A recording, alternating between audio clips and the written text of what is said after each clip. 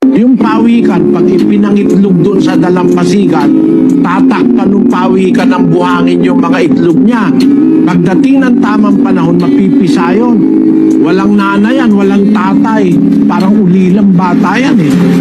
Pero pag nakataka sila doon sa pinanggalingan nilang kung saan sila napisa, papunta yan sa tubig. Pag nakarating sa tubig yan, lawak-lawak na ng dagat.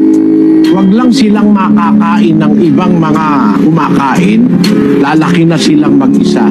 Ang tao kaya lang lumalaki, nagiging 1 buwan, 1 taon, 10 taon, 20. Mayroong mga kamay na humawak sa kanya, umarga sa kanya, nagpakain sa kanya.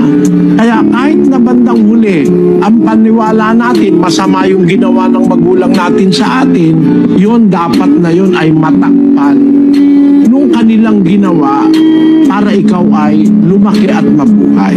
Kasangkapan sila ng Diyos para sa atin.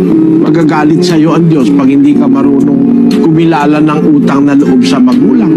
Ang anak, mayroon tayong utang na loob sa ating mga magulang. Ang mga anak, nararapat nating igalang ang ating ama at ina.